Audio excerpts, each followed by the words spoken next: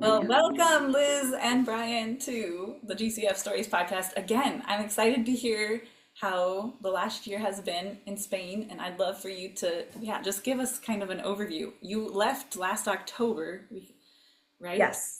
And Yeah. so it's been almost a year at this point, because this is September, Yeah. which is crazy to me that it's been that long. So, yeah, I would just love to hear how was it? How was like the move? And then a lot has happened, I'm sure. Oh, it's funny to think back about the move. It does feel like, Yeah, that feels like an eternity ago. Really? I believe it. I mean, what do you want to say about the move? I think the move went well. We got the help that we needed from one of our very own, Roy Maddock. So Drove he his drove, horse trailer with all our luggage in it. So yeah, and yeah, yeah. another seminary friend. And they helped us with our luggage and getting here. And the flight here was good. Noah was a champ. Our baby girl was a champion.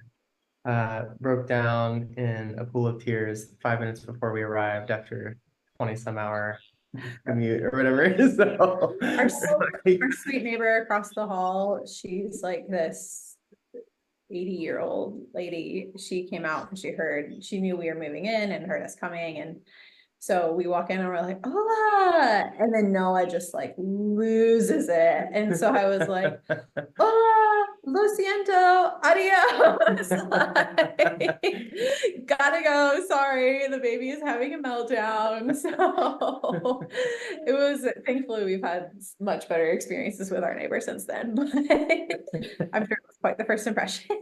she She she understood. had a motherly expression like you need to take care of the baby. Sorry. Yes, yes, yes, yes, yes.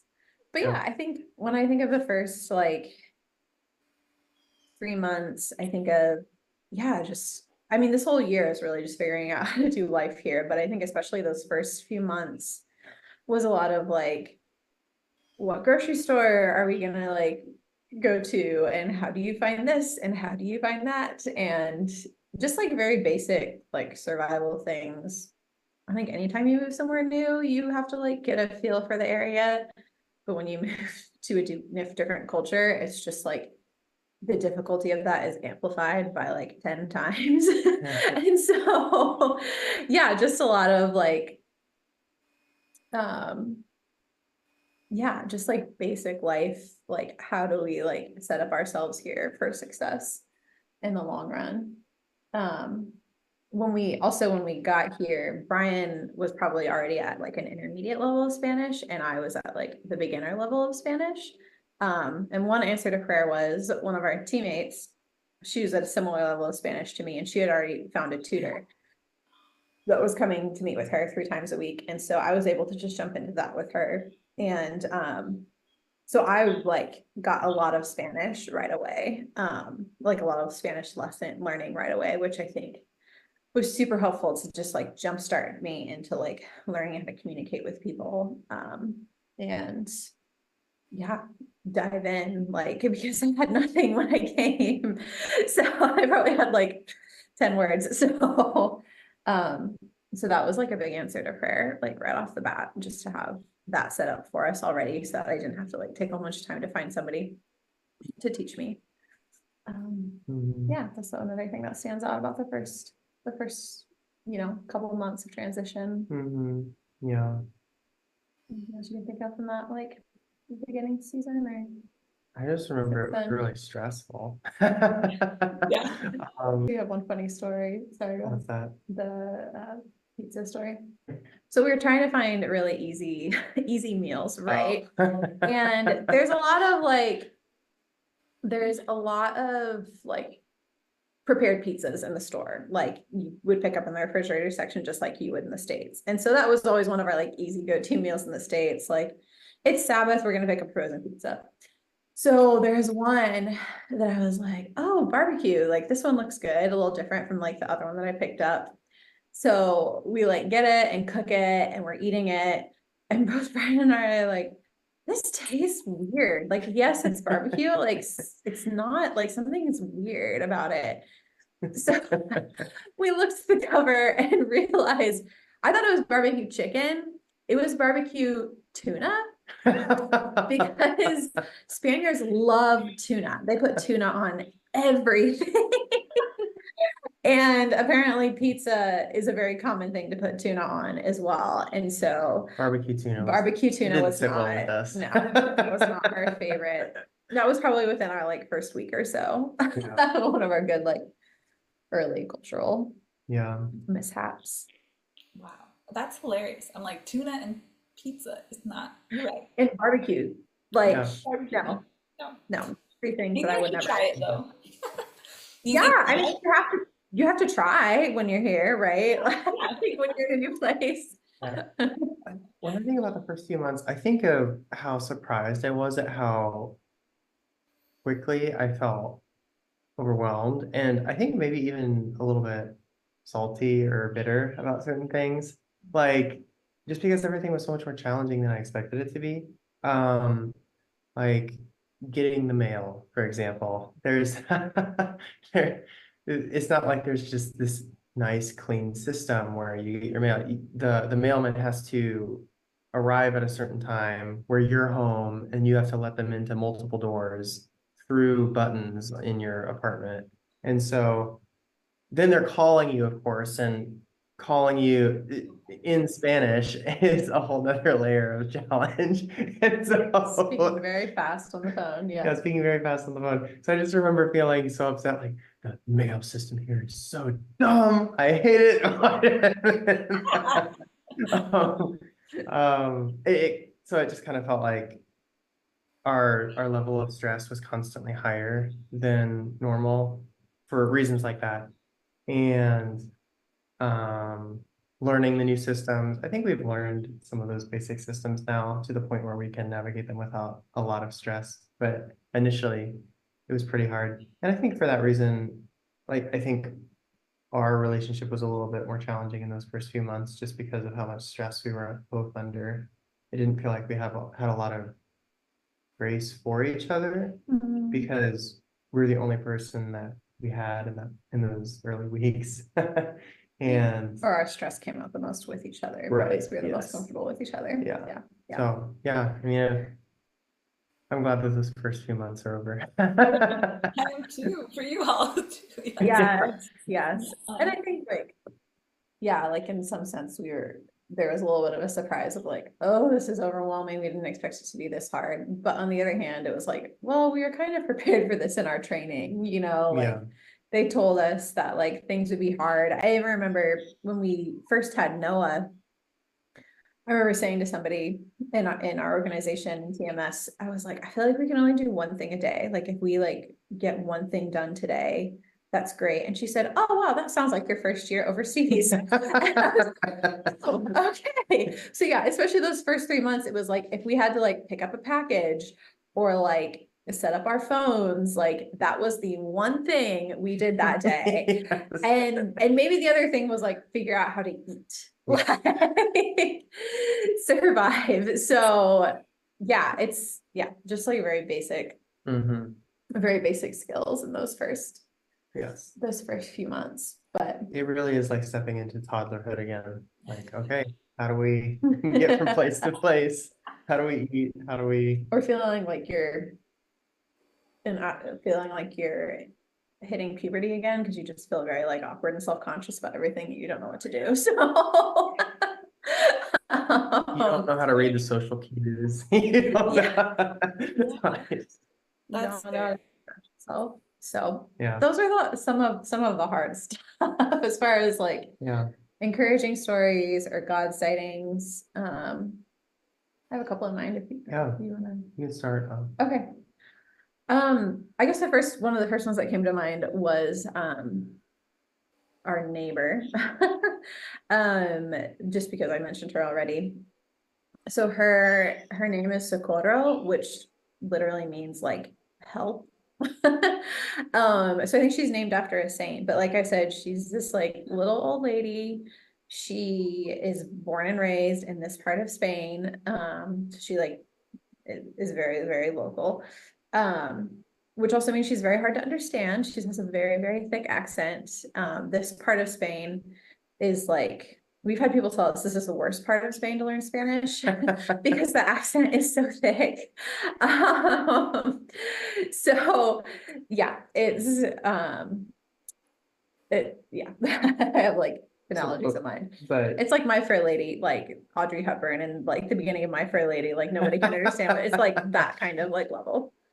Anyways, so, one thing I think we were told is like Southern Spaniards are very like, are friendly, but they're also very slow to warm up, and they're probably not going to invite you into their house until they've like known you for a really long time. So that's kind of the expectation we've come in with. But Socorro is so kind and has been so welcoming and like non-judgmental of us too. Like, and it's quite comical because like we'll try to communicate with her and we have a hard time understanding her. She usually has a hard time understanding us, but somehow we still like muddle through. But she would like pull out toys from her house from her like grandkids and great grandkids to give to Noah. So Noah has like 10 toys from Socorro. When we told her Noah was learning how to walk, she said, "Oh, I have one of those little walker car things. Let me give it." So she showed up at our house with that. Like, or she asked if she had one, and we said, "No, she doesn't, but we should get one." And then she just like showed up at our house with like one that her grandson had used. And one day we like ran into her on the street and she was like, "Come to my house later today." And we were like, "Oh, okay." So we like stopped by and she invited us in and sat us down and fed us snacks and showed us her pictures of her family, showed us her plants on her porch. Like, so she has just been like, I don't know, we're still like getting to know her, and like she's had some health issues here and there, so she's been like out with her kids and whatnot, but I think just like having a neighbor that is so kind and so welcoming has been just like a real answer to prayer and a real gift as well. So yeah. We were kind of told that we would never see the inside of a Spanish home, For a while at least, yeah. for at least quite a few years. But he invited us in really quickly, and that was a real gift. So, yeah. That's beautiful. That has to be, yeah. I love that you said the God sighting thing. I was like, yeah, this is amazing. You've been invited in and so seen. Yeah. I love that. Yeah. I think one of the ways that I saw God at work in our team, or in our first few months here, is it really felt like our team came together in an unexpected way. It feels like our team has a lot of shared purpose and values, and that was not something that we planned for, because there was a very different team that was here when we said yes to Spain, and we didn't know if we would just be a community team, for example, that basically just meets for community and not any sort of shared purpose or vision. But it really feels like there's a lot of shared values, and that team kind of came together after we said yes. And so that was a real gift. And their presence was very appreciated this first few months. And still is. They're And still still is. lifesavers. Yeah. Yes. And and for people who are listening who don't know, I mean, Katie, but this is our team with TMS, with our organization. So it's all people that are also a part of the same org and here for the same reasons that we are. Yeah. I think I would also, sorry, did you have a question, Katie? I was just gonna jump into another. Go ahead. Okay. I think another, on the topic of neighbors, another God story has been, and I'll follow up the last story and present the story with this in mind too. Like Spain, like, there's some countries that you go to and do cross-cultural ministry, and it's very much like, oh, you're the missionaries, like you can like run VBS and you can do this and you can do that, and it's like very like programmed, or like there's a lot of like open doors to kind of like, or like, oh, there's obviously this like poor community that needs like service in this way.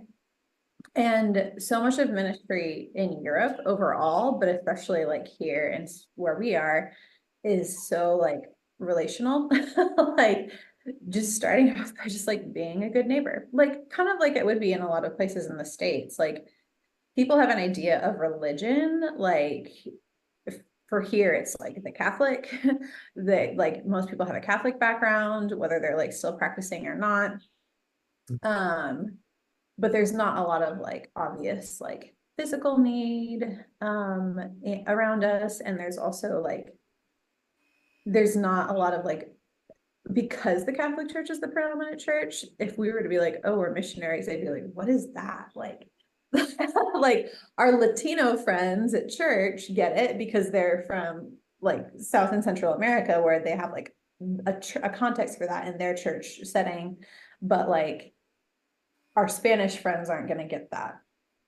So all that being said, like these relational open doors are just like huge answers to prayer. So like another one is we have a nice balcony that we can like, we live on the second floor of our building. And we have a nice balcony that we can go out on. I hang up our like laundry to dry out there. We've got some chairs out there to sit. So the family right in the balcony right next to us, we had like kind of observed them, like tried to say hi, but they seemed really skittish. But it was kind of like, okay, they seem like they're our age. I think they have a little girl, like similar stage of life. But again, really like every time we try to say hi, they'd be like, hi, and just kind of like, you know, to try to like, I feel like they're trying very hard not to talk to us. And so at one point I was just like, I think it was in January maybe of this year, I just started like praying, like, okay, Lord, like give us an opportunity to like actually meet these people, like open a door so it doesn't feel like super awkward and weird to like start talking to them. And then at the end of March, I stepped out, I think to like hang up laundry or something. My parents were in town. We were all like on our way out the door, but I stepped out for something, and the wife was out there on the porch. And I was like, I think she's the wife, but there was like another friend that was around all the time. Anyways, all that being said, we were just kind of like, hi. And she's like, hi. And we just started talking, and we were like, yeah, I haven't really seen you around. That's weird. Like, and she was just like super friendly. And that like has just really opened up a door. Like when we're out there on the porch at the same time as them, like we're able to talk to them, and we've had good conversations getting to know them. And yeah, it just felt like a very clear like answer to prayer. Like I started praying about it, and then like the Lord opened that door. So I don't know.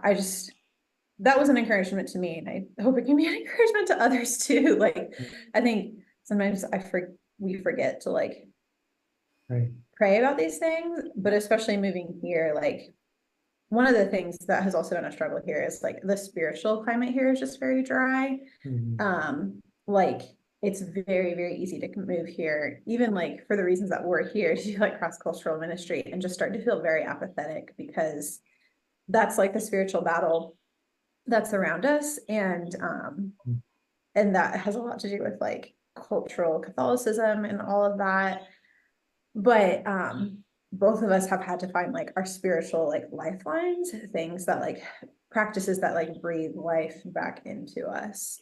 And for me, and I think a little bit for you too, but I think this is probably one of the stronger one for me, it's been like prayer and worship with like other Christians, especially. So like with our teammates having like times of prayer and worship in our apartments, we're just going on prayer walks. Like those are the times I remember to like pray for people by name, to like pray for relationships. And then like when I have those times in place, it's easier to remember like throughout the week to like pray for people too, and to like pray to open doors. So that's been like a real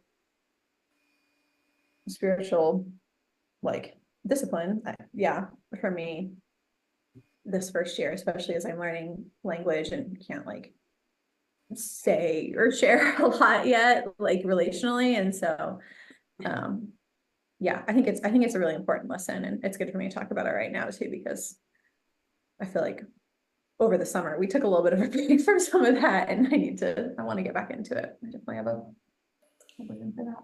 I mean, go ahead. I'm gonna get Noah. She's talking in her bed now. So one of the things that has been a real lifeline for me, let me back up. You asked what's been a real lifeline for me. Elizabeth talks about the cultural climate in Spain and the spiritual climate in Spain, and it's just deeply apathetic. And you can really palpably and quickly discern kind of the way apathy plays out in Spain as far as spiritual matters. And both of us have felt that very deeply in our hearts and soul, just kind of that sense of sluggishness and lack of desire to connect with God or um, uh, encounter people in a way that we could share Jesus. And so one of the things that the Lord spoke to me before I came here was about the importance of singing. I felt like the Lord very um, clearly said something to me about, I want you to sing when you're in Spain. And that kind of struck me as surprising and odd. It wasn't something that I was expecting to hear, right? Yeah. Okay. But I found that as I've engaged in singing, and one of the little books that I use is there's a way of singing the Psalms and praying the Psalms and singing them.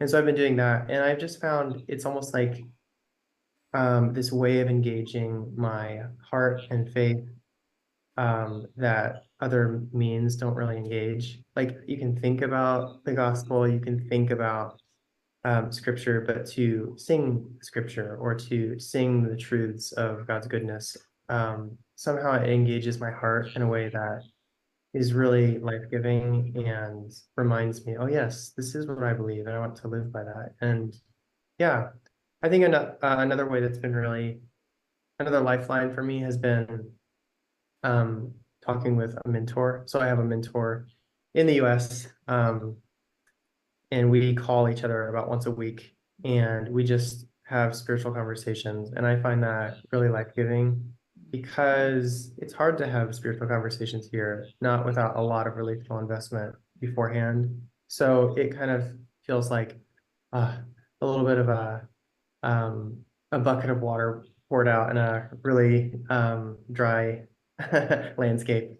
Right. So Yeah. yeah, that's been really life-giving and a source of encouragement for me. Yeah.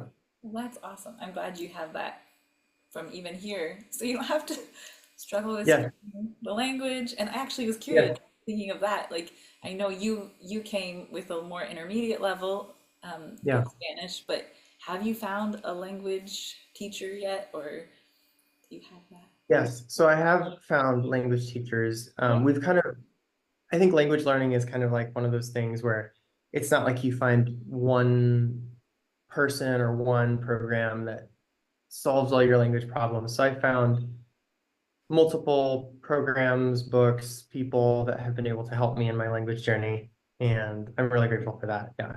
One of the more, I guess, exciting moments was when my online tutor told me that he's like, all right, Brian, you've basically learned the grammar. So now we're gonna we're gonna move into what's called C1, which is the advanced phase of language learning.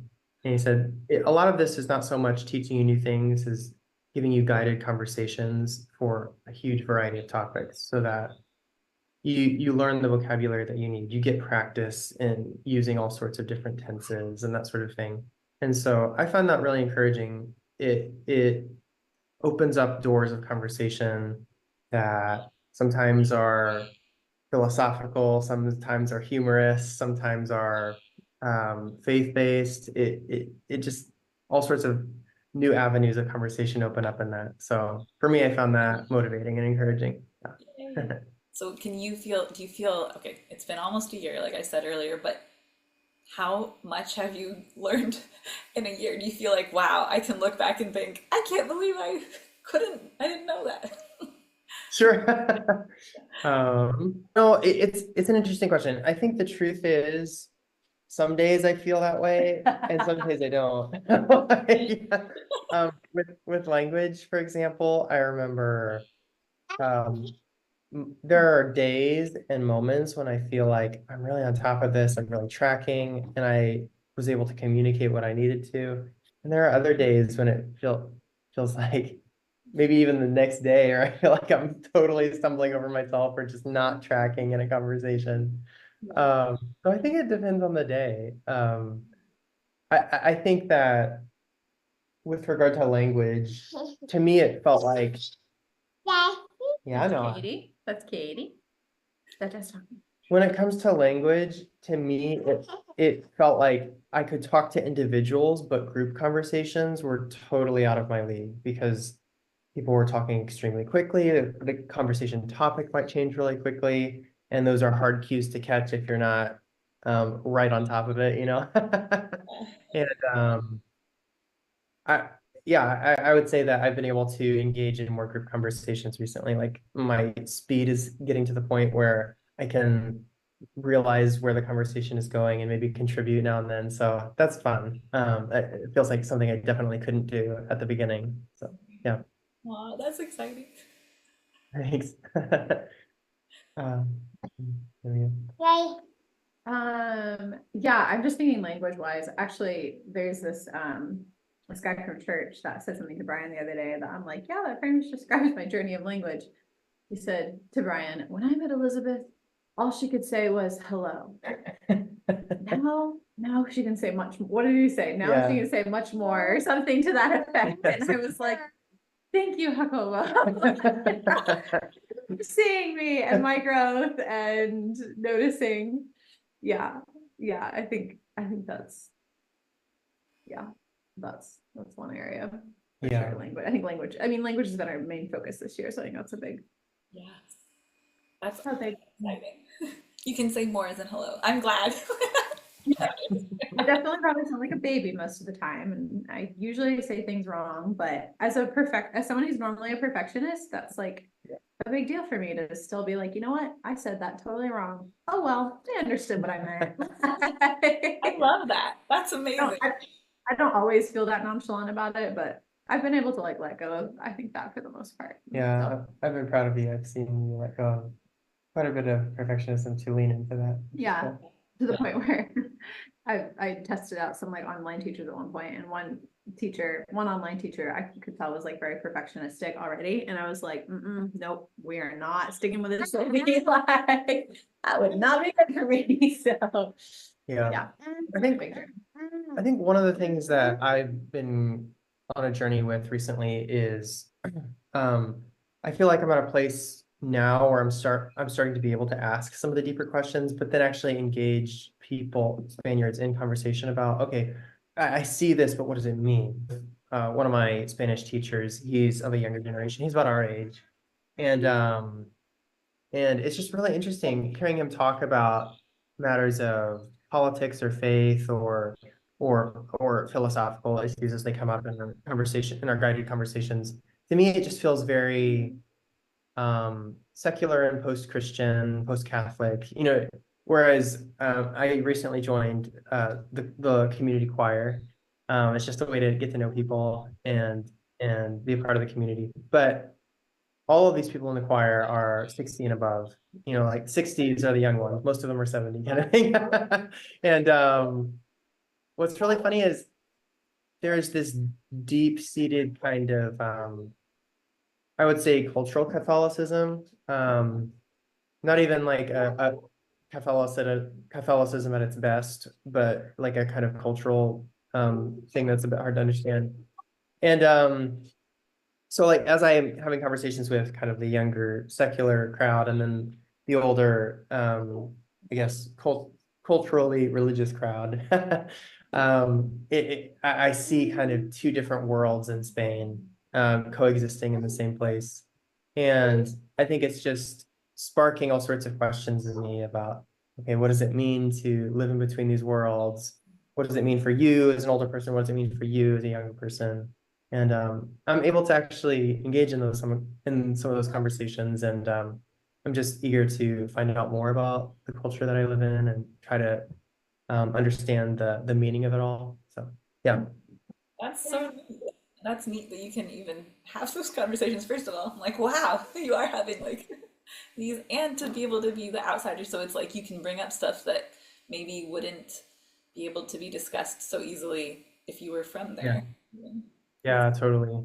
That's a good point. I remember um, there was a guy at choir who was asking me like, "Oh, who is the president that you're going to vote for in the next election?" And I was thinking like, "Why do you care?" But I know, but so I kind of turned it back on him and said, "Okay, well, you asked me a political question. Well, let me ask you one about the politics of Spain here."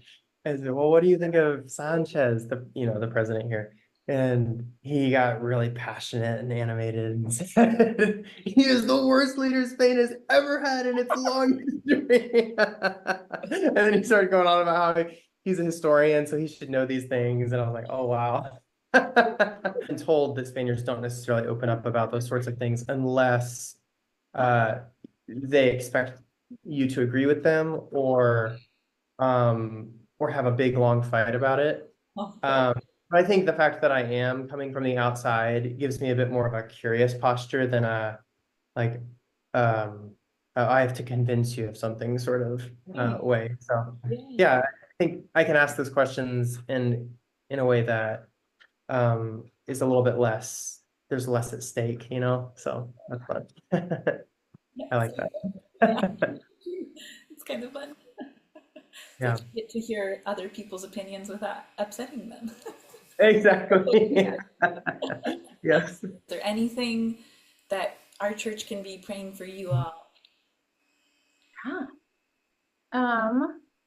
Well, yeah, this year is a big year of transition for us. I'm pregnant. So can you get her that her panda for? So yeah, we're expecting baby number 2 at the end of February, beginning of March next year. We're planning on having the baby in Spain. My mom's gonna come here for that, so that kind of made that possible. But yeah, so I think I mean, obviously pray for a healthy pregnancy and a healthy baby, and just peace about, where to have the baby here and finding the right like hospital and doctors and all of that. We're kind of in that process already, but yeah, just for continued guidance. You want to show Katie your panda. Noah is starting a few hours each day at a daycare. She's kind of going like part-time. She just had her first day today, so that's a prayer request too. That's a big change for our family. Yeah. But we wanted to do it because it would allow her to start to learn Spanish at this age where she's like just learning language, and then it opens up the doors for us to do a little bit more language and ministry time in the mornings as well. And so yeah, I think that's another big transition for our family. So you can pray for our team because we've all been here for roughly a year and we're starting to ask questions of what does it mean to be a team and what does it mean to share and overlap in ministry in the day-to-day. And I think that we would really love to have overlap. And I think that just requires some communication and learning how to work with each other. So you can pray for that. Yeah, I think I was just thinking more about like your first question, about like just this last year. And I think a lot of this first year has been meeting people Yeah. and from that, we know that the Lord, like, and pray that the Lord will open up doors of like, who are people of peace, that like, he's working in their lives and we can like see him working in their lives and come alongside that. Yeah, it's just, I was thinking too about like this woman, she's Muslim, she's from Africa. I met her in our like community language classes. She just had a baby. I feel like we keep kind of like crossing paths, or our worlds keep aligning, and I'm like, okay, Lord, how can I like what do you want my role in her life to be? So I would just, yeah, I think one thing our GCF community can pray for is just that the Lord would keep guiding these relationships as they're building. That there might be more people that he would have us meet in this next year there probably are that we would minister to. So just for him to keep orchestrating those, because I don't know, sometimes you just get a feeling with like certain people, like, oh wow, like I think the Lord like has brought this person into my life, and how do I like be faithful to that and follow through on that. Oh, I would also add too, like as Brian was getting connected into the choir, he's hoping to get more connected into the music community. So I would just they can pray for more opportunities for Brian to get connected to the musicians community, and to be able to use his cello to bless people and continue that part of his ministry in life. We also will probably, at this point, we're planning on coming back to the States next summer. So we will Oh, that's exciting. That's very leaving Kentucky next summer with our 2-year-old and our little new baby. Oh So my goodness. That's crazy.